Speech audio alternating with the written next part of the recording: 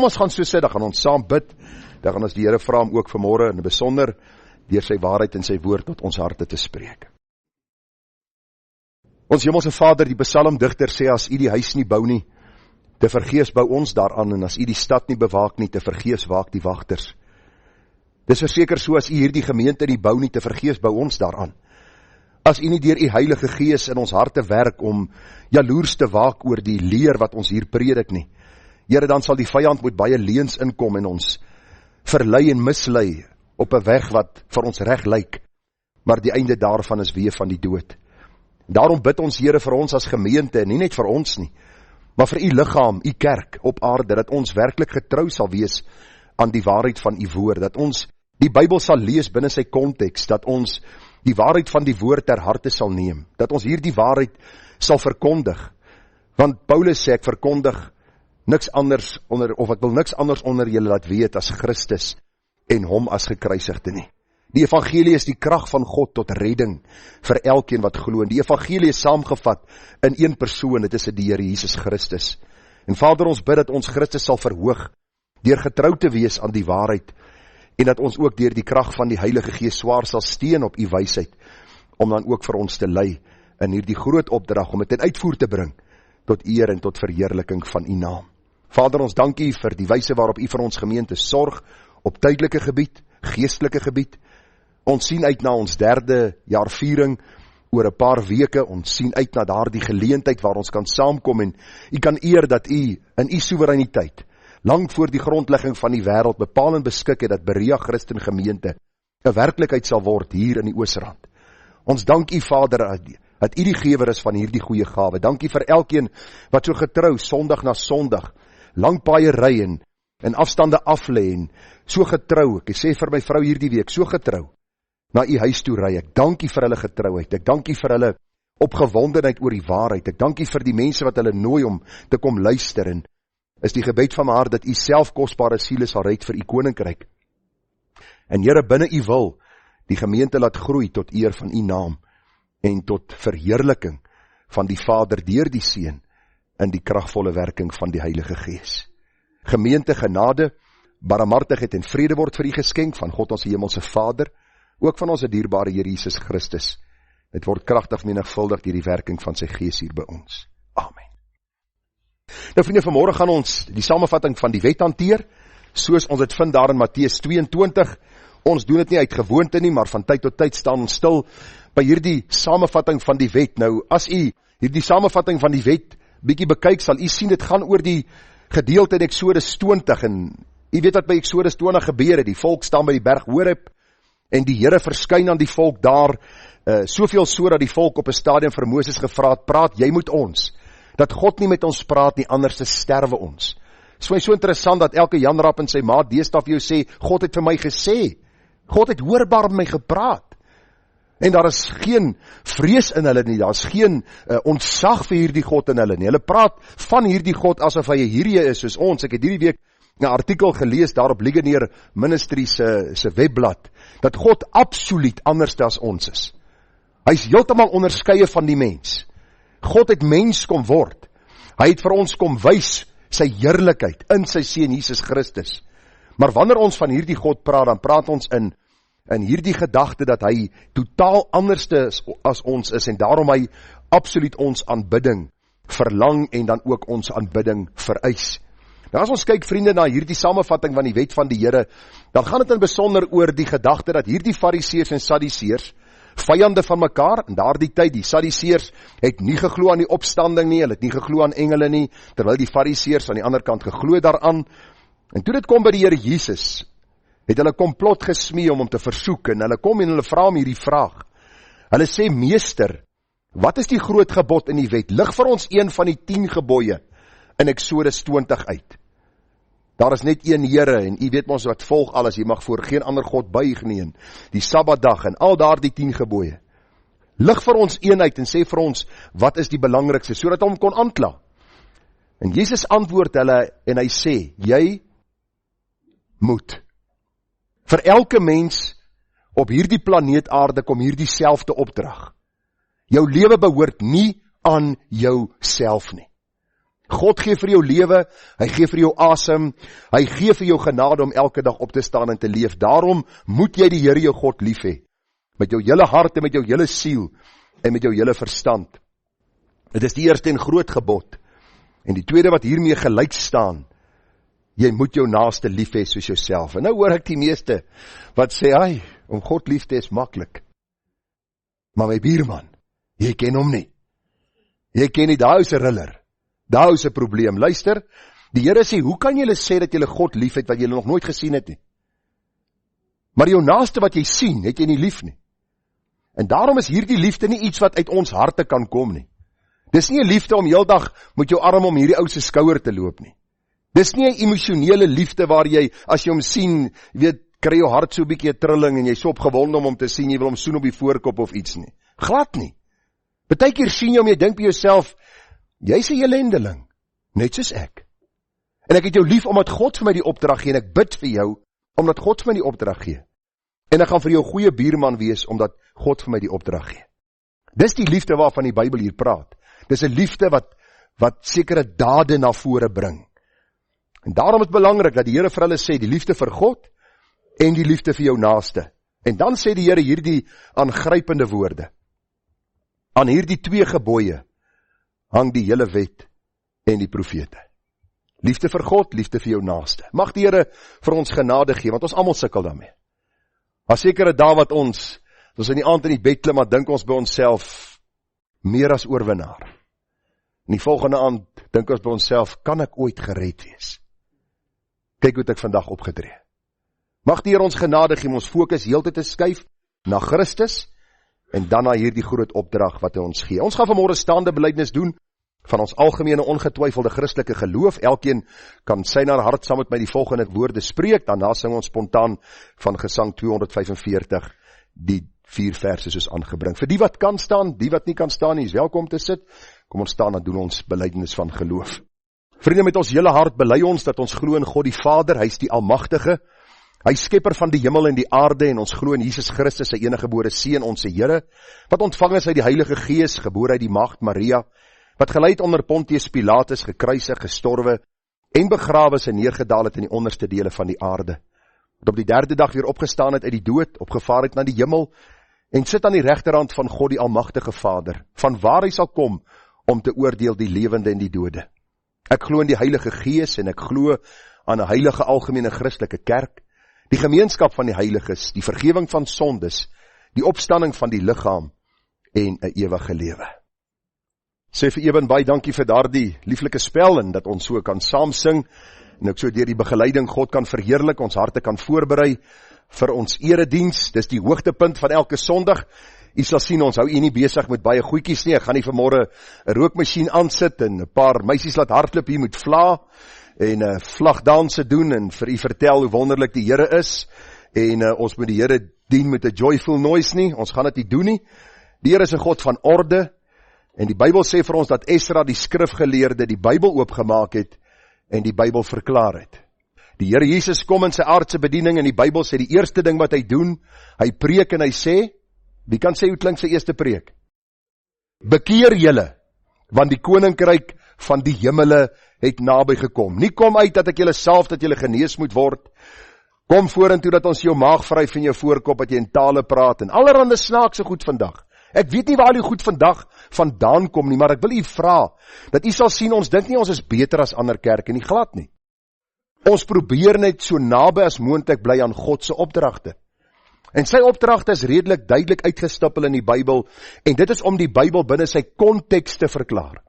Konteks beteken ons vat die gedeelte, en ons probeer daardie gedeelte vir u uitlei om vir u te wys wat God se gedagte ook in hierdie gedeelte is.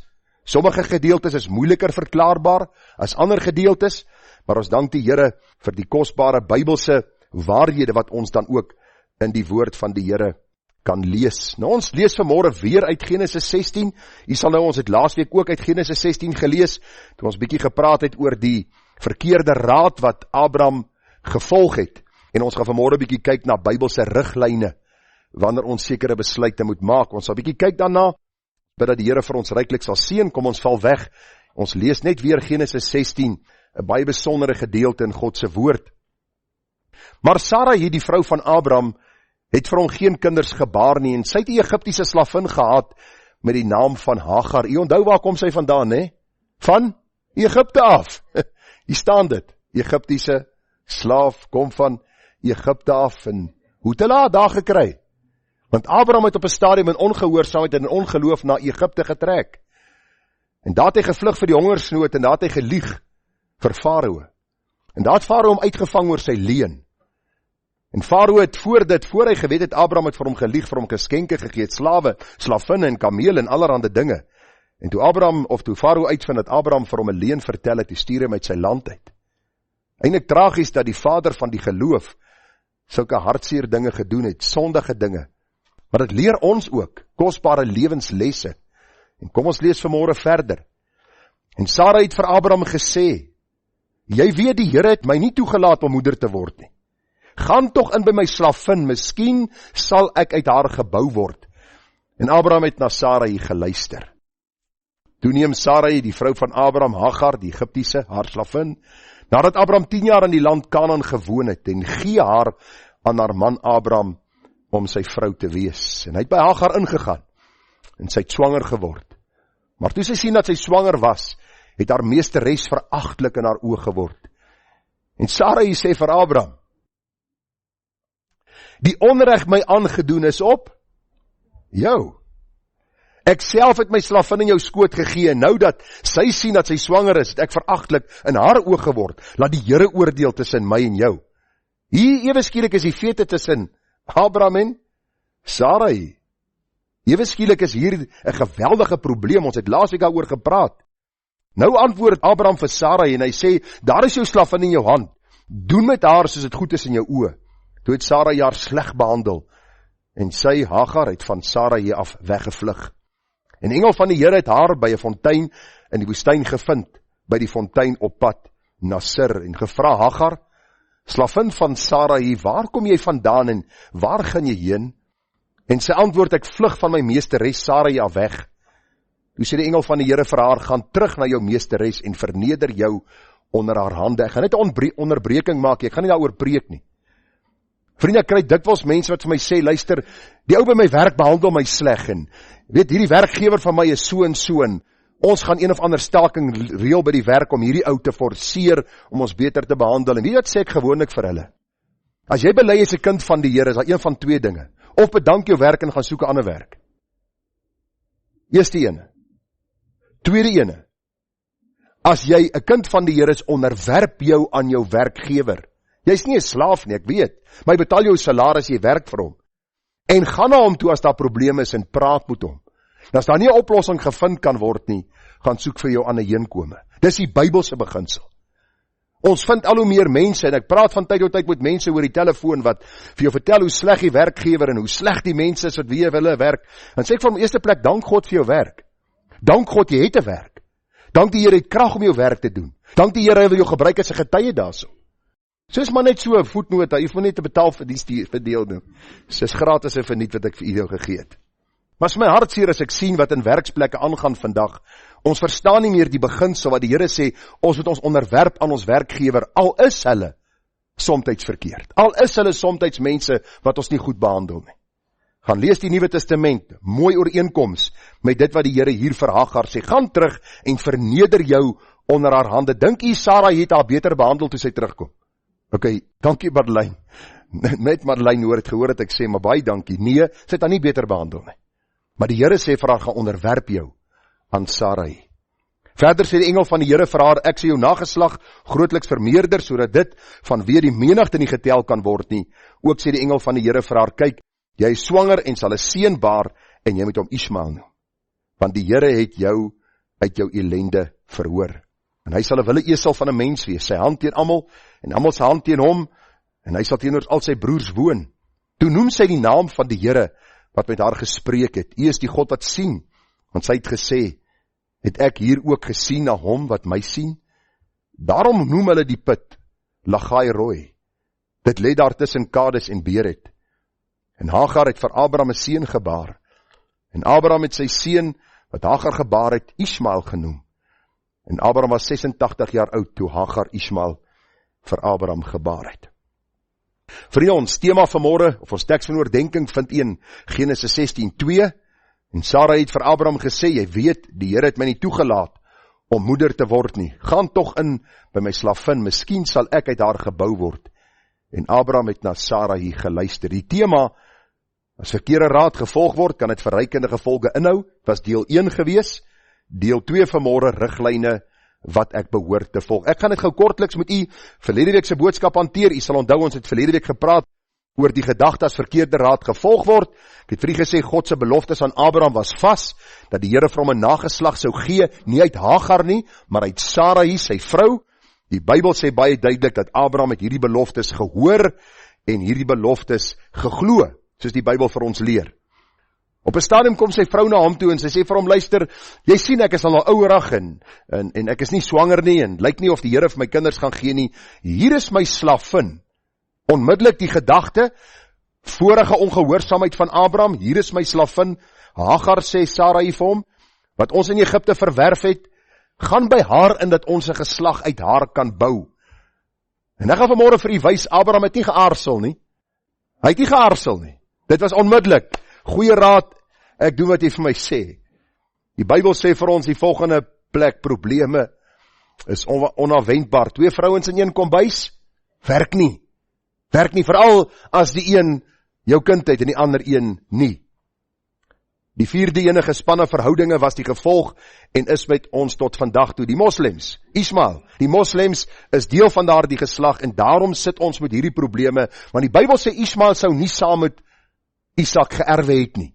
Isak was die seun van die belofte en ons praat baie duidelik ook dat hierdie belofte, daarom sê die Bybel, is ons nasate, geestelike nasate van Abraham, wat in Isak is hierdie belofte voortgesit, die God van Abraham, die God van Isak en die God van Jakob. Is die moslim godsdienst 'n goeie godsdienst waarby ons kan leer? Nee. Is 'n bose sisteem uit die hel gebore, met 'n godsdienst wat totaal vervreemd is van die Christelike godsdienst, en die Allah wat hulle aanbid is nie die God van die Bybel nie. Want die God van die Bybel het 'n seun. Sy naam is Jesus Christus. En hy is die weg en die waarheid en die lewe. En hy het nie 'n broer gehad met die naam van Ismael nie. Jesus Christus is God, sy enige gebore seun. Gebore uit hierdie geslag van Abraham, Isak en Jakob. En daarom, vriende, moet ons, wanneer ons hierdie evangelie verkondig, nie skaam en bang wees om standpunt in te neem dat geen ander geloof sal jy by God die Vader uitbring, behalwe deur Jesus Christus, ons Here nie. Maar ons moet vanmôre by vanmôre se boodskap kom. Ons gaan vanmôre 'n bietjie kyk na 'n paar gedagtes, riglyne wat ek behoort te volg. En ons gaan vanmôre 'n bietjie kyk na die eerste is, ek sal wag op die Here.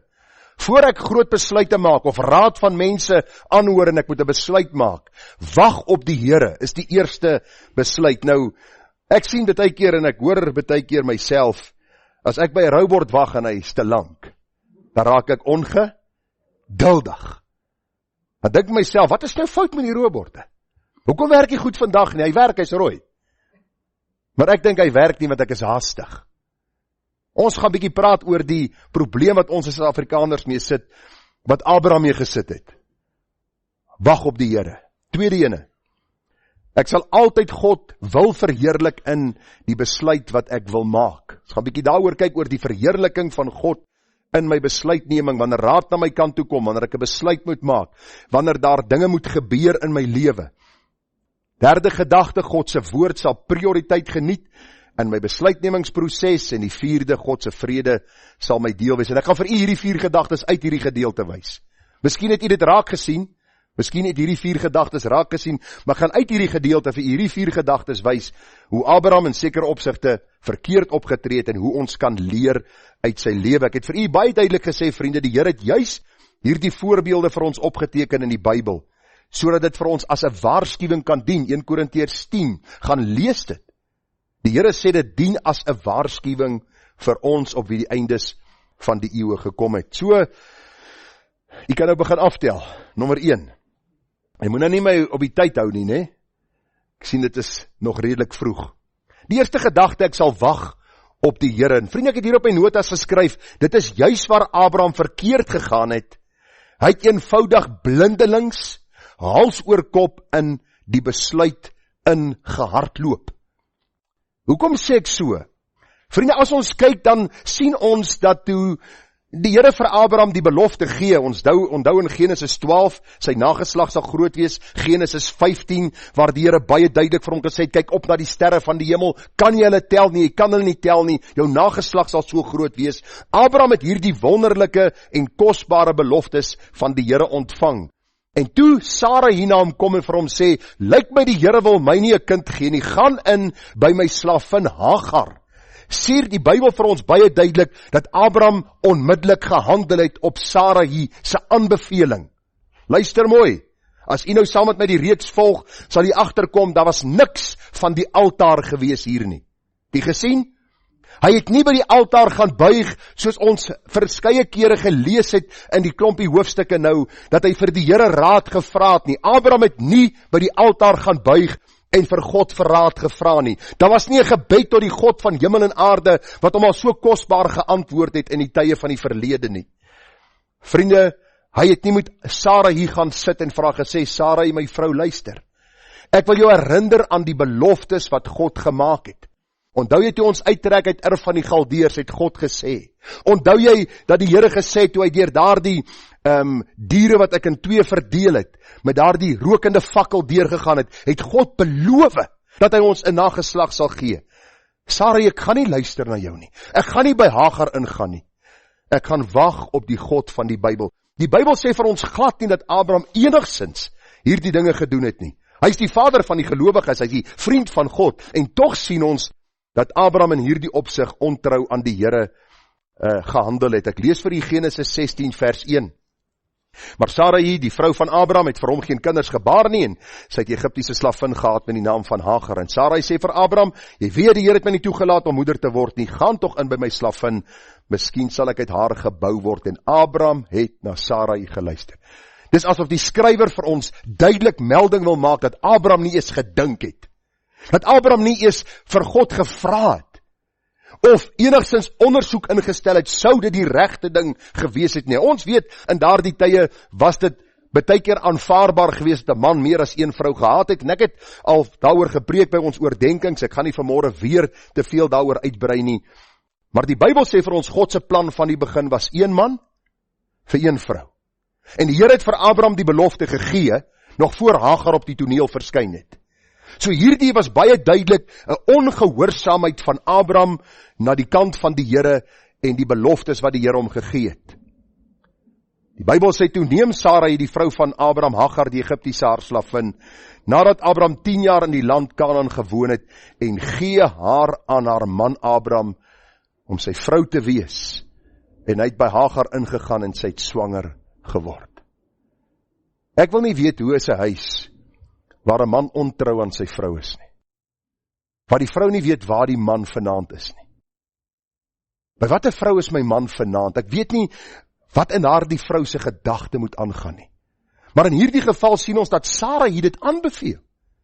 En dan sien ons ook Sarah hier se gesindheid teenoor die Here, haar gesindheid van oorhaastigheid, in plaas van om op God te wag, bring sy hierdie hartseer en onheil oor haar huis en oor die samelewing tot vandag toe. En vriende, ek het so gedink daaroor terwyl ek hierdie boodskap voorberei het. Dit is maar die probleem in ons eie boerevolk ook vandag. En onder die Engelses, en onder die Amerikaners, en wêreldwyd, dat ons, wanneer ons 'n besluit moet maak, of wanneer mense vir ons sekere inligting deurgee, is ons dikwels oorhaastig, en as kinders van die Here wag ons nie op die Here nie. Die agent sal na my toe kom en vir my sê, luister, die huis, as jy nie vandag teken nie, daar's 4 wat wag vir hom. Jy gaan hom verloor. En ek en my vrou het nog nie eens daaroor gepraat nie, ons nie daaroor gebid nie, maar ons besef, hierdie agent sê vir ons en ons teken, en later is hierdie huis vir ons eintlik meer hartseer as dit vir ons vreugde is, of die plek wat ons dan gekoop het, 'n kar, en ons kan so verskillende besluite maak, die vrou wat jy trou, jy weet, die gedagte van, jy bid nie, jy vra nie die Here vir wysheid nie, daar is nie hierdie tyd waar jy vir die Here vra, Here, wys my hoe hierdie vrou se wandel moet wees, hoe hierdie man se wandel is nie. En so vind ons dat mense haastig, oorhaastig in hulle besluite is, en hulle bring skade en skande op die naam van die Here en op hulle eie naam. Ek onthou op 'n stadium in een van my gemeentes, was daar 'n man gewees, En hy kom na my toe, hy sê vir my, luister, sy werk gaan hom aflê. Hy gaan, dis nie dieselfde wat ek verlede week vir julle vertel het nie, hoor. Daar was nog 'n ander ene. Voor julle nou dink ek het vergeet. Ek kan miskien nie meer baie goed sien op 55 nie, maar ek kan nog onthou. In 'n mate. Maar hierdie man kom na my toe en hy sê vir my, daar's moontlike afleggings by sy werk. Jarelang by die maatskappy gewerk. En hy sê vir my, hy gaan hierdie werk van hom los en hy gaan vir hom 'n R5 winkel oopmaak. R5 winkel. Jy onthou die R5 winkels? Waar is hulle vandag? Ek sê vir hom, luister, nee, moenie hals oor kop wees nie, moenie 'n besluit maak nie. Hierdie man was op die kerkraad gewees, hierdie man was 'n diaken gewees, hierdie man was 'n man wat gesê het, luister, ek wil graag getrou wees aan die Here. Maar wat doen hy? Hy bedank sy werk, bly daar in die dorp en die R5 winkel is oopgemaak. En ons het eendag die moeite gedoen om by die R5 winkel 'n draai te gaan maak. Eerste plek, alles was nie R5 nie. Was 5 plus 5 plus 5 baie keer. En die karige goedjies wat daar gestaan het, kon jy agterkom, die pensioen was al reeds spandeer aan sekere goed. En hierdie man het op 'n stadium vir my gesê, dat hy die bank sy huis wil terugvat, en die motorvoertuig is teruggevat, sover ek kon onthou. Alles begin het in duie stort. Hy het later by sy broer opgeëindig, in sy huis, en my op 'n stadium gebel en gesê, luister, hy gaan selfmoord pleeg, hy sien nie meer kans vir so lewe nie. En later is hy vermoor. So tydjie toe hy van 'n werksplek af, hy het 'n werkie gekry, teruggeloop het. En wat vir my uitgestaan het van hierdie man se lewe, is presies dit wat ek aan Abraham se lewe raak gesien het. Daar was voeltjies wat gefluit het. Jy gaan jou werk miskien verloor. Onmiddellik is hy hals oor kop in hierdie besluit om te sê, ek gaan die volgende stap doen. Hy het nie dit goed oordink of 'n R5 winkel ooit lewensvatbaar is in hierdie plek, in hierdie bepaalde omgewing nie. En later het hy alles verloor en wie blameer hy? Die Here! Hoekom doen die Here dit aan my? En dis die probleem wat ons vandag mee sit. Luister wat sê die Bybel vir ons. Hy wat glo sal nie haastig wees nie. Vriende, of het nou is, iemand wat vir jou raad gee om saam met hom in 'n besigheidsooreenkoms in te gaan, of dit nou is 'n man wat jou voorstel aan 'n meisie, en dit kan miskien jou trouvrou raak, moenie haastig en oorhaastig optree nie. Moenie wanneer dit kom by die koop van eiendom of by aftrede, oorhaastig wees nie. Vra die Here vir wysheid, vra die Here vir insig, want die Here sê, hy wat glo gaan nie haastig wees nie. Dit beteken nou nie, dat ek nooit 'n besluit moet maak nie. Dat ek my baard moet laat groei tot ek hom amper vasstrap, en dan vra my kinders, paal besluit of ons Kentucky gaan eet vandag. Nee, ek wag op die Here daarvoor. Ons is nie belaglik nie. As jy Kentucky wil eet, gaan koop het. As jy kan bekostig, moet nie op jou kredietkaart koop nie. Dan gaan ek Kentucky vir jou baie duur uitwerk. Hierdie gaan oor besluite wat ons maak. Lewensbelangrike besluite.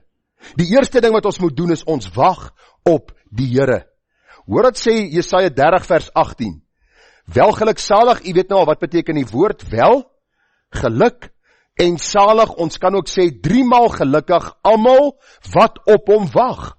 Hier kom 'n krisistyd oor jou lewe. Miskien hoor jy dat daar afleggings by die werk is, of miskien is daar 'n rentekoersverhoging en jy besef jou salaris gaan nie meer bykom nie, moet ek my huis verkoop, moet ek na 'n kleiner huis toe gaan. Miskien is die motorvoertuig besig om probleme te gee, moet ek miskien 'n ander een koop. Miskien is dit 'n vrou wat ek wil trou of 'n meisie waarmee ek uitgaan. Wag op die Here, vra die Here vir wysheid. Bid tot die Here. Abraham het die altaar afgeskeep, Abraham het nie gebid nie, Abraham het nie God se beloftes aan sy vrou genoem nie. En Abraham trap in hierdie slaggat en hy beïnvloed sy lewe, sy huis en sy mense. Jakobus 5 vers 7 sê, wees dan, is nie 'n vloekwoord nie hoor, geduldig. Gerard Bekes, wees geduldig, broeders, tot op die wederkoms van die Here. Tot wanneer moet ons geduldig wees? Tot ons nie meer op hierdie aarde is nie. En as u 85 jaar oud word, moet jy Job se geduld hê. Ek sê in hierdie opnames van hierdie week wat kom, gaan u hoor, gaan bietjie praat oor die gedagte. Partykeer kyk jy so na die ouer mense, en jy kyk hoe hulle 70 en 80 en 85 word, en jy sien al die dinge wat hulle mee stoei. Jy het God se geduld nodig, dat jy nie oorhaastige besluite sal maak nie. Bybel sê vir ons, wees geduldig tot op die wederkoms van die Here. En dan, kyk, die landbouer wag op die kostelike vrug van die aarde, en het geduld daarmee, totdat hy die vroeë en die laat reëns ontvang het. Julle moet ook geduldig wees, versterk julle harte, want die wederkoms van die Here is naby. Ons sal sê, 'n boer is dwaas as hy mielies plant, en hy mielies kom net so hoog, en hy sê, ek gaan dit stroop, want ek is bang, kom nie weer reën nie, en die koppe gaan nie dra nie, en ek gaan net al hierdie blare afstroop. Ons sal vir hom sê, siekens, wag op die vroeë, wag op die later reëns, sit jou ploegskaar in, ploeg jou lande, wag op die Here, en dan oes jy, die oes wat die Here jou gee. En dis geestelik presies dieselfde, wag op die Here. Onthou jy toe ons gemeente begin het 3 jaar terug? In die eerste jaar het klomp van u vir my gevra, luister, ons wil lidmaat hier word, toe sê ek vir u, wag, wees geduldig, kyk wat doen ons in die gemeente. Want almal het gesê, ons is nou aliens, ons is vreemde leringe, valse leringe, snaak dat mense wat met valse leringe besig is, mense wat met die waarheid besig is, beskuldig daarvan. En na 'n jaar het ek vir u gesê, nou is u nog steeds wil lidmaat hier word, is u welkom. En dis presies die gedagte. Vir my is dit 'n ding wat die Here my kom leer, het is om regtig geduldig te wees, te wag op die Here, dat 'n mens nie oorhaastige besluite sal maak nie. Die tweede gedagte. Ek sal altyd God wil verheerlik in die besluit wat ek wil maak. Vriende, wat Abraham hier gedoen het, was verseker nie tot verheerliking van God nie. Was dit in God se volmaakte raadsplan? Ja, God is soewerein. God het geweet Abraham gaan dit doen. God kon dit gekeer het. Maar vir God se eie bepaalde rede en doel, laat dit toe. Hy's nooit die initieerder van sonde of die een wat 'n mens wil mislei in sonde nie, maar die gedagte is Abraham word getoets. Hy word op die proef gestel. Gaan jy God glo of gaan jy na jou vrou luister? Abraham luister na sy vrou. Hy verheerlik God nie. Hy's nie hierdie geloofsheld wat hy later sou ingroei en sterker word nie.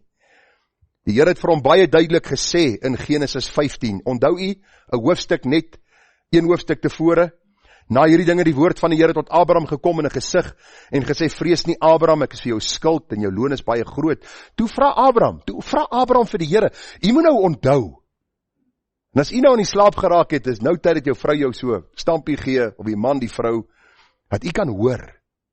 U moet onthou, God praat met Abraham dat hy sy stem kan hoor.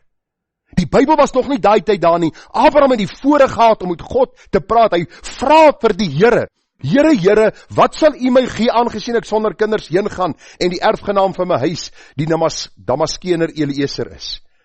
Toe kom die woord van die Here tot hom en sê, hierdie een sal jou erfgenaam nie wees nie, maar die een wat uit jou liggaam sal voortkom, hy sal jou erfgenaam wees. En Abraham het duidelik verstaan, die een uit jou liggaam met jou vrou Sarai. Want God se opdrag was nog altyd 1 man vir 1 vrou. Abraham was nie in die duister oor, was daar 'n moontlikheid dat die Here op 'n ander manier my nageslag sal bou nie. Nee, Abraham het baie duidelik geweet en het verstaan dat die Here praat van hom en Sarai. Abraham se vlees dryf hom en nie die verheerliking van God nie. Ek wil jou vra, die besluite wat jy die afgelope week gemaak het, wat was die dryfveer van jou besluit? Was dit op die einde van die dag meer geld, meer roem, meer rykdom, meer eer? Was dit gewees om my vlees te bevredig? Was dit gewees om iets te doen wat vir my lekker is? Ek stel nie belang of dit God se naam sal eer of nie. Ek vra jou vanmôre, wat dryf jou elke dag in jou besluitneming en in die besluite wat jy moet maak? 1 Korintiërs 10:31 sê, of jy dan eet of drink of enige iets doen, doen alles tot verheerliking van God. Plekke wat jy besoek, plekke waartoe jy gaan. Vriende, ek dink dit is belangrik dat ons sal sien, wanneer ons besluite maak, moet God se eer altyd voorop wees. Hoekom? Want ons is kinders van God. Ons behoort nie meer aan onsself nie. Ons lewe is gekoop met 'n prys. Die Bybel sê ons is nie gekoop met goud en silwer nie, maar met die kosbare bloed van die lam. Jou skepper het mens kom word. En die Bybel sê hy het geleef op hierdie aarde vir 30 jaar, 'n sondelose lewe. Op 30-jarige ouderdom het hy sy openbare bediening begin en die Fariseërs en die Sadduseërs en die skrifgeleerders beskuldig hom en stook die volk op sodat hy gekruisig word. En hy sterf aan 'n kruis en hy koop jou vry met sy bloed sodat jy hom sal verheerlik met jou lewe. Daarom wil ek jou vra, wag op die Here, en baie belangrik, wat jy doen, die besluite wat jy maak, doen dit tot verheerliking van die Here. 1 Petrus 4 vers 11, as iemand spreek, laat dit wees soos woorde van God, as iemand dien, laat dit wees soos uit die krag van wat God verleen, sodat God in alles verheerlik kan word deur Jesus Christus, aan wie die heerlikheid en krag toekom tot in alle ewigheid. Mense hou van stories, nee. Kom ek vertel hier nog 'n storie. Ek het 'n oom en tannie in my gemeente gehad, in een van my gemeentes. En op 'n stadium toe hoor ek net by die oom se seun dat die oom en tannie gaan skei. Daar gaan 'n egskeiding plaasvind. En ek dink toe myself, nou, hoe sal die oom en tannie nou wil skei? En ek gaan na die oom en tannie se huis toe, ek sê vir hulle, luister, ek verstaan dat julle uit mekaar wil gaan, dat julle wil skei. En die oom sê ja. Ek sê, wat het gebeur? Jy weet mos wat die rede is dat jy kan skei? Hoerery? Dis nie jy moet skei nie, jy kan. En as die ongelowige nie saam die gelowige wil leef nie. Dis die enigste twee redes wat die Bybel gee. En ek dog toe myself, okay, gaan nou hoor wat het die tannie aangevang of wat het die oom aangevang. En die oom sê vir my, ek sien nie lus van nie. Ek smoeg va. Sy irriteer my. Ek dog vir myself, okay, ek wil haar nou nie 'n spreekbeurt gegee nie, want dan het ek nie weggekom die aand nie, want sy kon miskien bietjie meer vertel het oor die irritasie wat daar was. En ek sê vir hom, oom, maar jy kan dit nie doen nie, en ek vat hulle bietjie vir berading, en ons gaan deur die hele beradingsproses, en ek praat met hulle oor die eer van die Here. Die huwelik is die enigste samestellings of verbintenisse wat die Here vir ons gee, wat hy ook vergelyk met sy kerk. Hy sê, mans, wees lief vir julle vroue, soos Christus die gemeente lief gehad het. Vroue, wees onderdanig aan julle mans, soos die gemeente aan Christus is. Die Here bring dit in verband met die huwelik. Ek sê vir die oom, julle kan nie skei nie, en ek gaan deur die beradingsproses, en die oom sê vir my, is goed, en ek het hom eers gevra, oom, wat wil jy graag hê met die tannie vir jou doen, en hy gee vir my 'n lang lys. En elke keer as hy iets sê, dan val die tannie om in die rede, dan sê ek, tannie, wag, jy gaan jou beerd kry. En toe die oom klaar is, toe val die tannie weg. Lys, die oomsin was miskien 'n blad, sy hare was 'n boek. En toe ons klaar is, toe sê ek vir haar, luister, nou gaan doen aan mekaar, wat julle wil hê die ander een moet aan jou doen. Gaan doen dit nou, aan mekaar. Vat mekaar se lysies en gaan doen presies dit, wat jy verwag het die tannie moet vir jou doen, en wat die oom wil gehad het, jy moes vir hom gedoen het. Lang storie kort te maak, ek het gedink dat die huwelik, die probleem opgelos is, en ek was bietjie met vakansie weg gewees, en ek gaan nie net vir 'n week nie, jy weet dit. As 'n mens hard werk met jy lanker is. Toe ek terugkom, toe hoor ek die oom en die tannie gaan nog steeds skei. Kom by die huis aan, die tannie is klaar weg. Ek sit by die oom in die huis, en ewe skielik was daar 'n arrogansie by hom gewees. En ek en een van my ouderlinge sit by hom, en ek sê vir hom, oom, luister, ons het nou die pad gestap, dis wat ons gedoen het. Ek sê vir hom, ons het jou gesê wat God se standaard is met die huwelik. Daar's geen Bybelse redes wat jy kan skei nie. En hierdie oom sê vir my, ek sê vir hom, oom, die volgende stap is kerklike tug. Wat is die tug? Ek verduidelik hom wat die tug is, en sy gesindheid was 'n kwessie gewees, man, maak wat jy wil maak. En die Sondag in die gemeente, toe sit hy daar. En ek kondig sy naam af. Ek sê wat sy sonde is. En ek vra vir die gemeente, bid vir hom. Dat hy sal besef, dat hy oneer bring op die naam van die Here. Luister, dis die klem wat ek vanmôre wil hê. Abraham gaan by Hagar in, hy dink nie aan God se heerlikheid en God se eer nie. Die Here roep vir Abraham en hy sê, ek roep jou die afgode diens, om vir my 'n getuie te wees. Abraham gaan en hy doen presies dit, wat hy nie moes doen nie. Die oom was baie kwaad vir my, soos ek glo jy sal dink. Hy het nie gedink ek gaan sy naam aflees nie. Later het die predikant na my by die gemeente om verskoning gevra, met sy derde vrou getrou, en sover ek weet is die derde huwelik ook op die rotse. Die gemeente is omtrent nie meer daar nie. Ek het my vrou een ding gesê, toe sê ek vir haar, die dag toe ek hoor, dat hulle om verskoning gevra het, sal die Here die kandelaar van die gemeente wegneem, want God se eer is belangriker as my en jou plesier, as my en jou denke, as my en jou gedagte. Wat probeer ek vanmôre vir u sê? Die Here sê in Kolossense 3 vers 16, laat die woord van Christus ryklik in julle woon in alle wysheid.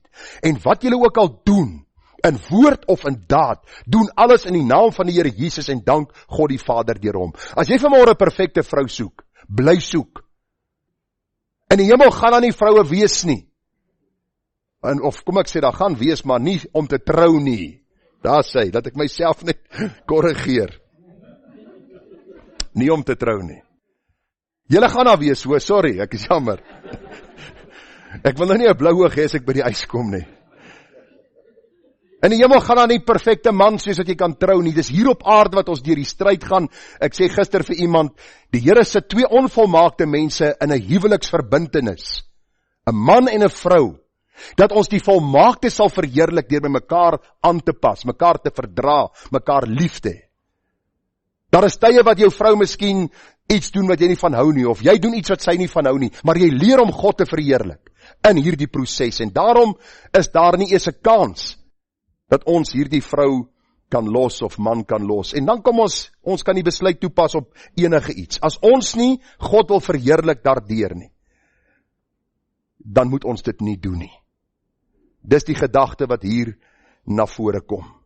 Die derde gedagte, wat ek vanmôre vir u wil noem, God se woord sal prioriteit geniet in my besluitnemingsproses. Vriende, ons sien weer eens Abraham het hier geval. Genesis 15 vers 1, ek het nou bietjie woorde uitgelig, lees gou saam met my. Na hierdie dinge, het jy dit gelet op die vorige punt wat ek gelees het? Was nie uitgelig nie, nou lig ek dit vir u uit, dat u kan sien, dat Abraham het God se woord gehoor. Na hierdie dinge het die woord van die Here tot Abraham gekom. Vers 4, toe kom die woord van die Here tot hom en sê. Vers 5, en hy sê vir hom, so sal jou nageslag wees. Abraham hoor God se woord. Abraham hoor God se stem. Abraham weet wat God se beloftes behels. Abraham weet sy nageslag sal gebou word. Dis nie 'n kwessie dat hy wonder daaroor en half verward is en vir Sarai gesê het, jy weet die Here het hierdie offers gevra en hy deur dit gegaan, maar ek verstaan nie regtig wat het die Here bedoel daarby nie. Dit was tydelik gewees. Hy het God se woord gehoor. En ag vriende, dit is die derde gedagte wat ek by u wil uitbring. Wanneer u raad ontvang by mense, wanneer u belangrike besluite moet maak, wanneer u raad inwin in hierdie belangrike besluite, vra die Here deur sy woord om vir jou wysheid te gee. Die Bybel is baie duidelik daaroor in Psalm 119, ek lees vir u. Welgeluksalig is die opregtes van weg, wat in die wet van die Here wandel. Welgeluksalig is die wat sy getuienis bewaar, hom van ganse harte soek, ook geen ongeregtigheid doen nie, maar in sy weë wandel. Vers 4, u het u bevele gegee om dit trou te onderhou. Vers 5, ag, was my weë maar vas om u insettinge te onderhou. Dan sal ek nie beskaamd staan as ek op al u gebooie let nie.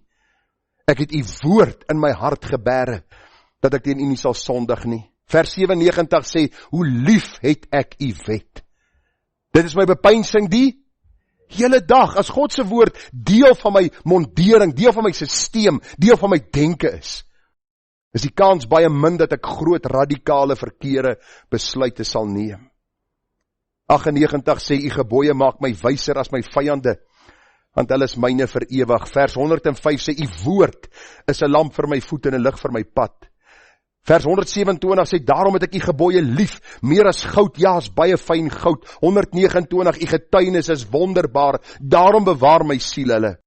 Vers 130, die opening van u woord gee lig, dit maak die eenvoudiges verstandig. Verdra my, ek gaan vir u nog 'n verhaal vertel.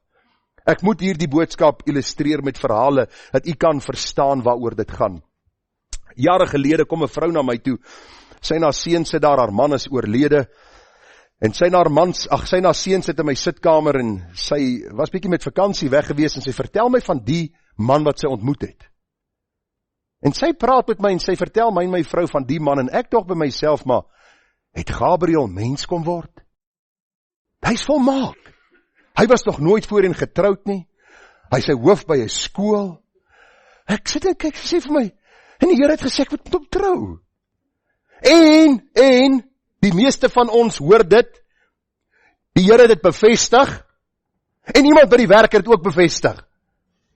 En ek is altyd die een wat, lyk my, die doring in die hele besigheid moet wees, wat die ballon as hy opgeblaas is, en hy lyk mooi, en dis tyd vir die verjaarsdag maatjie om te kom, dan kom ek met die speld en ek druk hom. En hulle sê, jy's 'n vieslike maatjie. Maar die gedagtes, vriende, ek sit met hierdie vrou, ek praat met haar, en ek vra net die volgende vraag. Ek sê vir haar, die man wat jy nou vir my vertel, wat so wonderlik is, nog nooit getroud was nie, is 'n skoolhoof, hy's wonderlik, daar is nog nie so man nie. Ek vra vir haar, wat se kerk is hy? Kyk my so, Rooms-Katholiek. Ek sê gou weer. Sy sê is in die Rooms-Katholieke kerk. Ek sê, Ek sê so die Here sê vir jou om hom te trou, terwyl hy in 'n kerk is wat lynreg teen God se woord is. Ek sê nou vir jou, die duiwel het vir jou gesê, trou met hom. Sy was nou nie gelukkig vir my nie, die ballon het gebars, die partytjie was verby gewees, en sy het die man getrou. Ok? Wat gebeur? Dit was 'n paar maande, hulle het een keer by ons kom kuier, en hy het dadelik vir haar gesê, hou niks van my nie.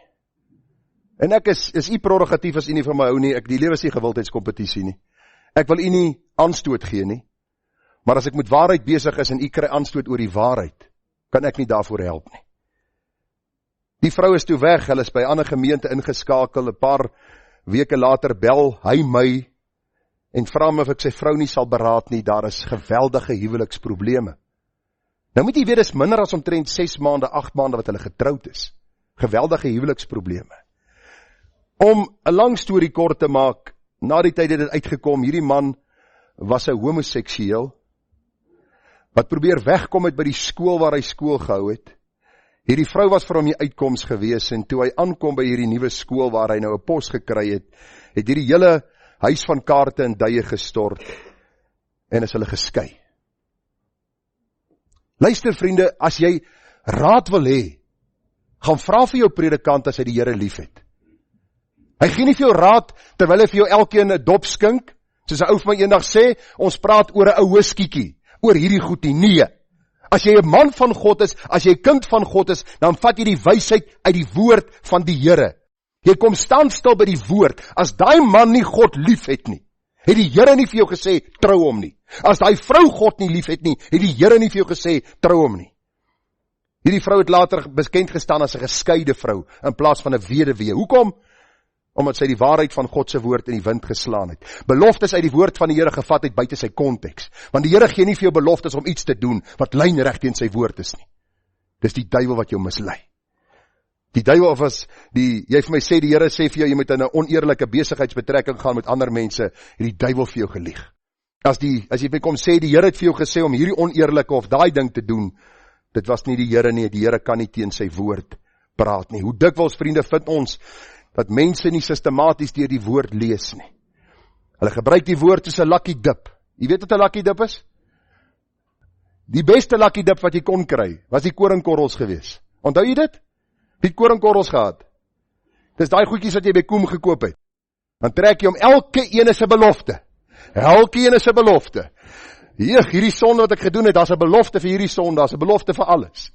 Daar's nooit 'n waarskuwing, daar's nooit 'n teregwysing soos die Bybel vir ons leer nie.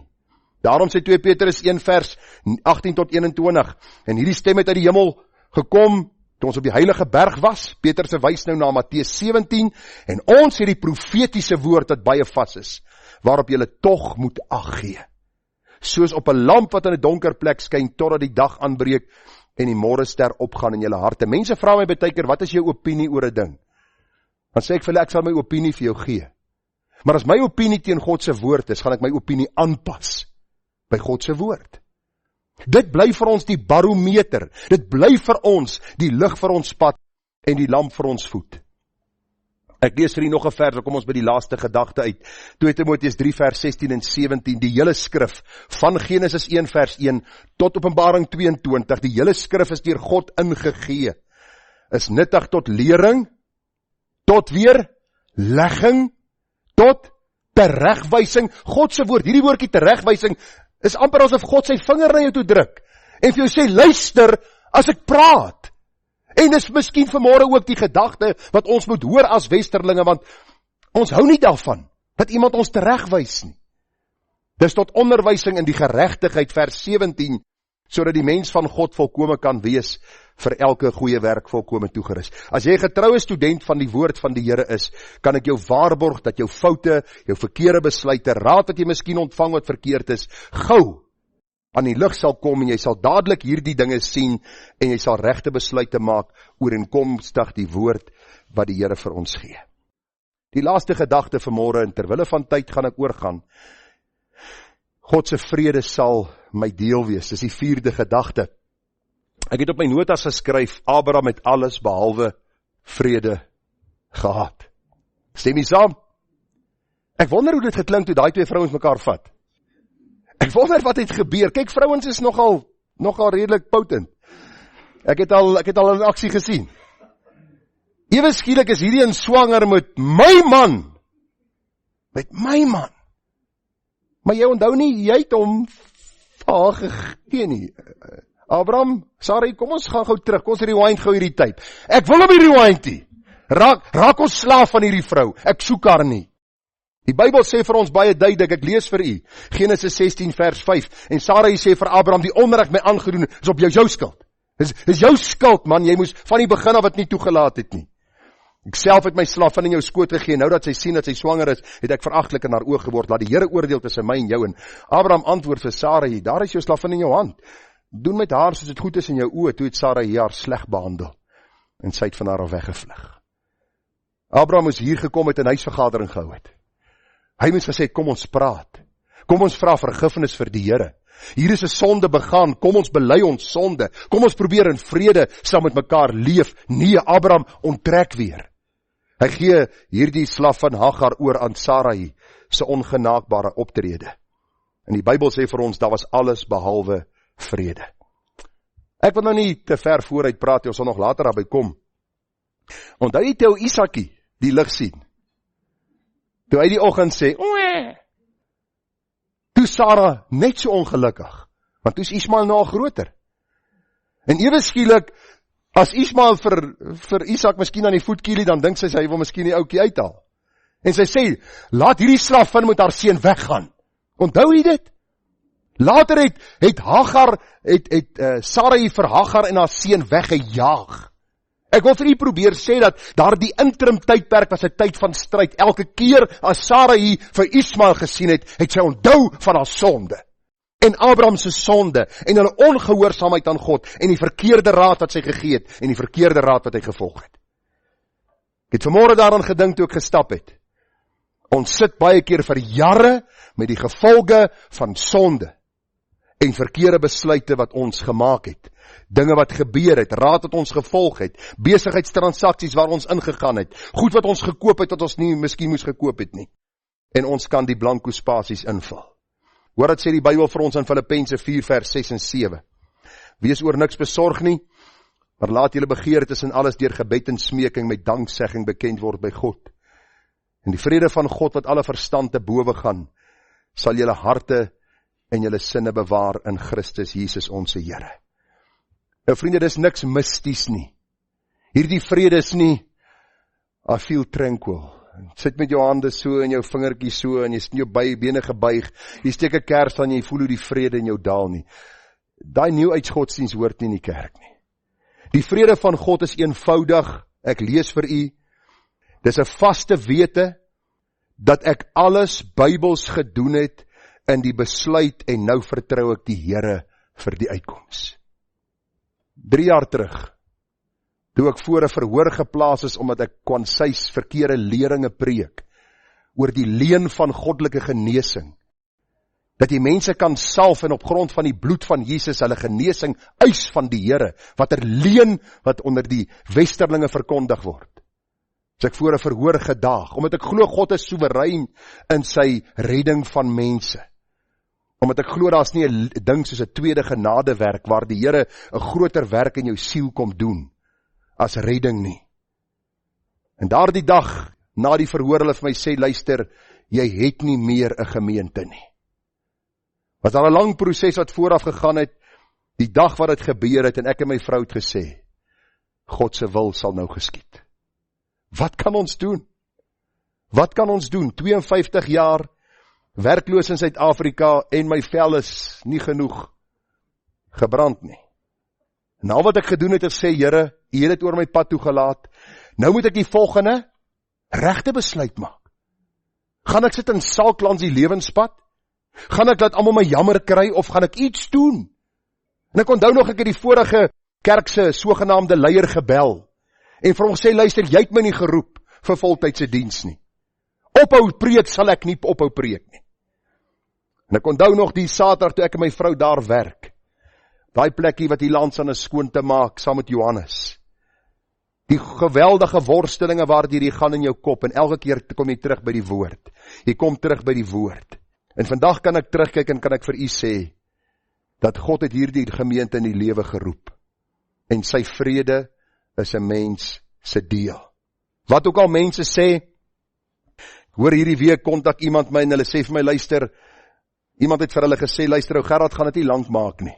Sy hart werk nie lekker nie, hy sal dood wees nog voor hierdie gemeente, lyk my, seker 'n jaar of 2 oud is. Kon ek gesterf het? Ja. My lewe is nie in my hand nie. Is ek vanmôre hier omdat ek iets wonderlik goed is? Nee. Die Here alleen weet. Ons is niks. Paulus en Apollos is niks nie. Christus is alles. Daarom kom ek vanmôre en ek sê vir u, dat Christus se vrede jou deel moet wees in jou besluite wat jy maak. As dit sondige besluite is, kan Christus se vrede nie jou deel wees nie. Kolossense 3:15, en laat die vrede van God, waartoe julle ook in een liggaam geroep is, in julle harte heers. Daar kom baie keer hierdie, het ek die regte en dan, Here, ek het u woord gelees, Here, ek was getrou gewees om die regte besluit te maak, volgens dit wat ek in die woord raak gesien het. Here, ek het u eer en u heerlikheid voorop gestel, en daarom, Here, sal u vrede ook my deel wees. Want hierdie vrede is nie iets misties nie, is 'n vaste wete, dat alles Bybels gedoen is, en dat God self sal sorg vir die uitkoms. Johannes 14:25, net voor Jesus opvaar hemel toe, sterwe en opvaar hemel toe. Sy disippels sou definitief bietjie verward gewees het, en bang gewees het, en benoud gewees het, vir die onsekere pad nadat hulle Messias gekruisig is. Sê Jesus vir hulle, dit het ek met julle gespreek, terwyl ek by julle bly, maar die Trooster, die Heilige Gees, wat die Vader in my naam sal stuur, hy sal julle alles leer, en sal julle herinner aan alles wat ek vir julle gesê het. Vrede laat ek vir julle na. My vrede gee ek aan julle. Net soos die wêreld gee ek aan julle. Of nie soos die wêreld gee ek aan julle nie. Laat julle hart nie ontsteld word en bang wees nie. Hierdie vrede van God word sterker na mate die woord van God in my lewe meer ingebou word. Hoe meer ek die woord lees, hoe meer groei hierdie vrede. En hoe meer weet ek, al kom daar uitdagings in die besluit wat ek gemaak het, God sal dan ook triomfeer. So vriende, ons het vanmôre 'n bietjie gekyk na die gedagte. Laasweek, die verkeerde raad wat Abraham gevolg het, vandag, as ons besluite moet maak, as raad na ons kant toe kom, wat moet ons doen? Eerste gedagte, moenie oorhaastig optree en hals oor kop besluite maak nie. Elke besluit beïnvloed my lewe vir die beter of die slegter. Onthou altyd, God se eer is belangriker as my voordeel, as my wil of genot. As ek aan hom behoort, is sy eer bo aan my prioriteitslys. Lees die woord daagliks, word versadig deur die waarhede soos daarin vervat. Die Heilige Gees sal jou herinner aan die woord, ook in tye van besluitneming. En God se vrede moet my prioriteit wees, Here. Here, dit wat ek doen, kom dit ooreen met u waarheid, met die beginsels in u woord, sal u self u vrede laat heers, ook in my lewe. Mag die Here ons genade gee, ons kan seker nog baie uitbrei, maar ek dink u die gedagtes gehoor, en ek dink u het by die illustrasies gesien, daar is rooi ligte. Abraham se lewe is vir ons 'n rooi lig. Maar mag u en ek wat die volmaakte kanon het, die 66 boeke van die Bybel, getrou lees en vra, Here, gee my wysheid, wanneer ek raad ontvang, wanneer ek besluite moet maak, dat ek u sal verheerlik in alles. Kom ons bid saam. Hemelse Vader, baie dankie dat ons vanmôre na hierdie gedeelte kon kyk, en dankie dat dit vir ons tot vandag toe as 'n lewensles dien. Dat Abraham wat verkeerde raad ontvang het hals oor kop 'n besluit gemaak. Dit het ten gevolge gehad dat sy gesin in onvrede gedompel was, en dat ons tot vandag toe die bittere hartseer gevolge beleef van sy sonde en ongehoorsaamheid. Maar Here, ons bely dat ons glad nie beter as Abraham is nie. Ons bely dat ons male sonder tal al verkeerde raad gevolg het, verkeerde besluite gemaak het, sonde gedoen het en oneer gebring het op u naam, en ons kan vanmôre net vra, vergewe ons Here, en help ons om meer paraat, Here, dat ons meer in u woord sal wees, en u eer hoog sal stel en voorop sal stel in ons besluitneming. sodat U Vader verheerlik sal word, deur die Seun, en dat ons vrede sal hê in ons lewens, in ons huise, in ons gemeente, omdat U eer ons prioriteit is. Dankie vir U vrede wat U ons gee, dankie dat U ons ten spyte van uitdagings en besluite wat ons gemaak het, Here, vir ons die vrede gee, dat U alles ten goeie sal laat meewerk vir die wat U lief het, en dankie dat U selfs verkeerde besluite, dat U daardie verkeerde besluite geneem het, en Here, hierdie verkeerde besluite omskep het in 'n seën, terwyl ons soms die hartseer gevolge het, en soms terugdink aan die hartseer pad wat ons gestap het. Dank ons U vir die uitkoms en vir die genade om 'n seën daaruit na vore te bring. Dankie vir wie U is, want U is goed en U is genadig en U is barmhartig. U is die liefdevolle God op wie ons kan steun. Here, ons eer U dat U so belangstel in ons liefhet, met 'n ewige liefde. Dat U vir ons sê, as ons in die lig wandel soos U in die lig is, het ons gemeenskap met mekaar, en die bloed van Christus reinig ons gedurig van alle sonde. Vader, ons dank, ons eer, ons loof en ons prys U naam.